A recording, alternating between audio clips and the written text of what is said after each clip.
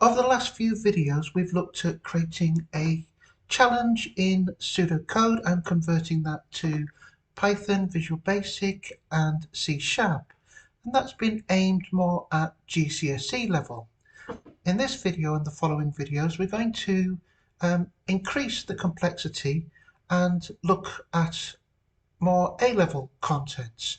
Specifically, we're looking at the OCR A-level specification, which, unlike some of the others, does include a requirement to understand HTML, CSS, both inline and as a separate file, and JavaScript. Let's just take a moment to have a look at the specification. So the specification requires that we understand the HTML tag, a head tag. I'm not sure why they put link before head, but the link to a CSS file, the title, the body, a header 1, 2 and 3, image, anchor tag, a div, form input, a paragraph tag, a list with either a bullet point or an ordered list.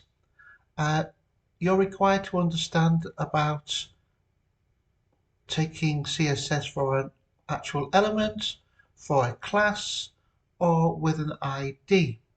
And these are the properties that you need to be aware of: background color, border, the text color, the font family size, and height and width. Now you'll see here it's very clear that it says learners are expected to be able to follow and write basic JavaScript. They will not be expected to commit exact details of text to memory. However, learners will be expected to be familiar with the JavaScript equivalents of the structures listed in the pseudocode section, with the exception of input and output, or object-oriented programming, or file handling.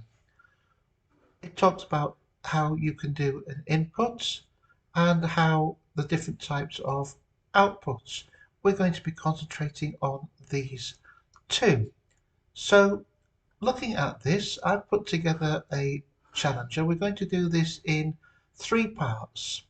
The last part will be where we take the pseudocode and convert that to JavaScript.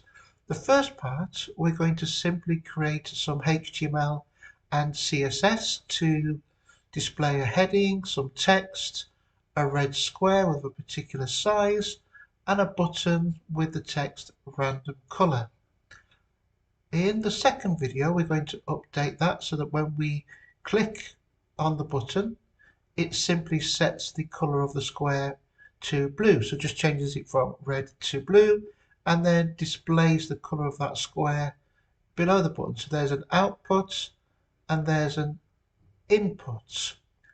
This is not standard code, and so in the JavaScript file that I've put together, when we come to that, you'll notice that I have provided the code as the specification says it will be provided.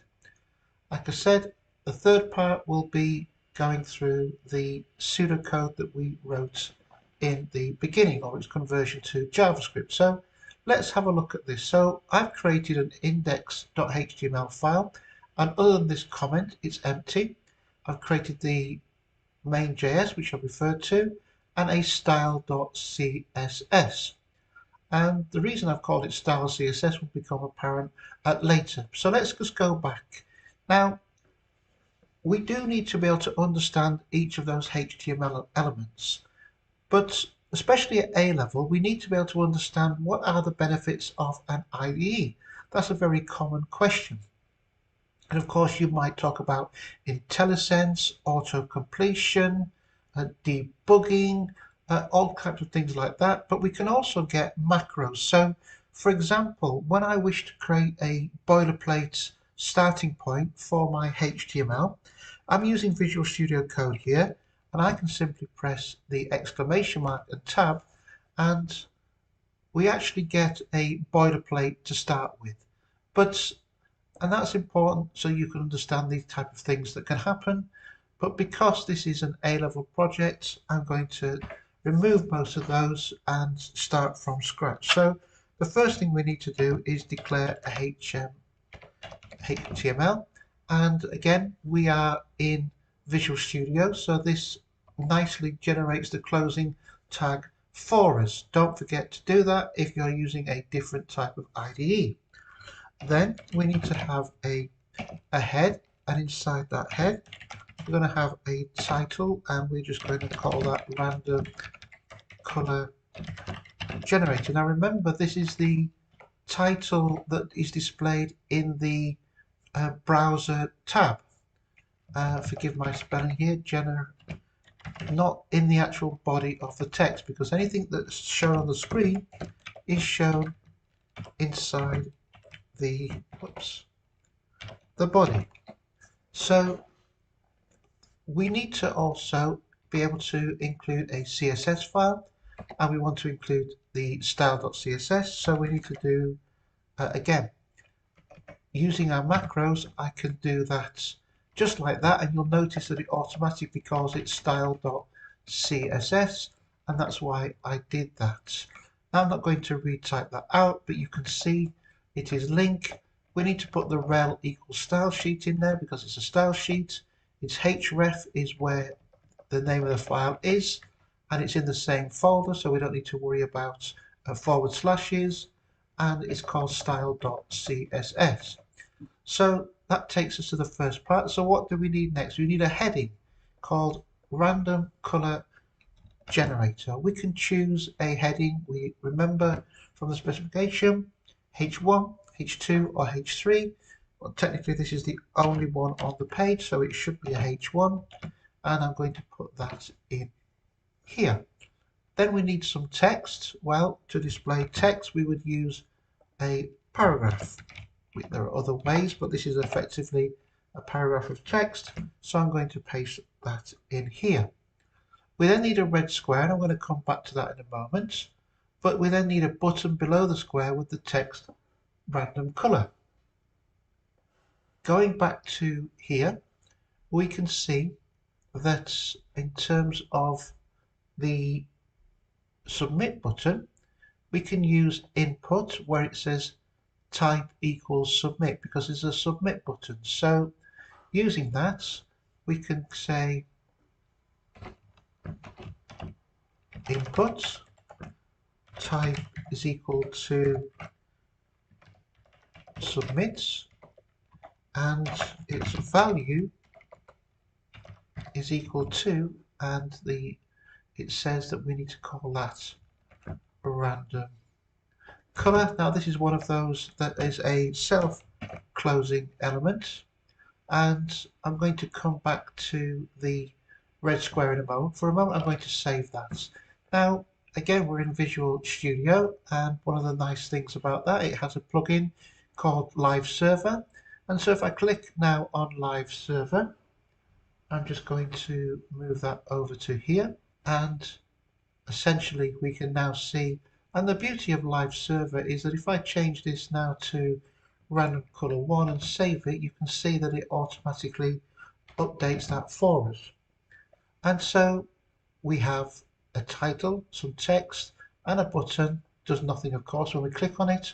Now we need to have a red square, and the easiest way to do that is to use a div, and we're not going to put anything in the div. We're simply going to use styling to do that. But in order to style it, of course, in this particular case it's the only div, but I'm just going to give it an ID of square.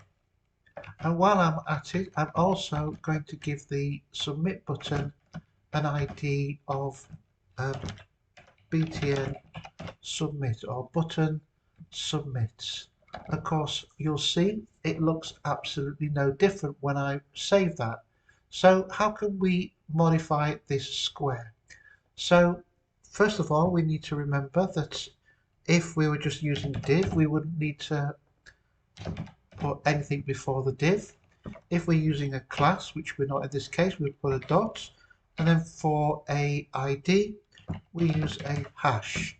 So we're setting the hash, and the specification said it needed to have a width of 150 pixels, and it needed to have a height of 150 pixels, and it said a background color of red, and the specification states that you need to understand both named colours, which is this, or hexadecimal colours. So remember that red is FF for full red, no green, no blue, and so you need to be able to understand, remember that this is a string, so it's inside quotation, whereas we can simply just put red as a named colour.